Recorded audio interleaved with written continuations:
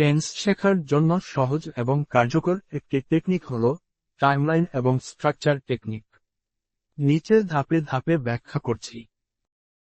Step 1, 3 main tense মনে রাখো। 1. Present tense, বর্তমানকাল। 2. পাস্ট টেন্স, অতীতকাল। 3. ফিউচার টেন্স, ভবিষ্যৎকাল। স্টেপ 2, প্রতিটি টেন্সের 4টি করে ভাগ। 1. সিম্পল, সাধারণ ঘটনা। 2. কন্টিনিউয়াস, চলমান কাজ। 3. পারফেক্ট, শেষ হওয়া কাজ। 4. পারফেক্ট কন্টিনিউয়াস, নির্দিষ্ট সময় ধরে চলমান কাজ। মোট সমান 3 গুণ 4 সমান 12টি টেন্স। স্টেপ 3, টাইমলাইনে কল্পনা করো।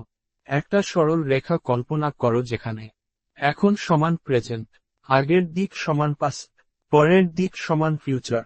এই টাইমলাইনে প্রতিটি কাজ কোথায় ঘটছে তা ভাবলেই সহজে ধরতে পারবে কোন টেন্স লাগবে। স্টেপ 4, স্ট্রাকচার মুখস্থ নয়, বোঝার চেষ্টা করো।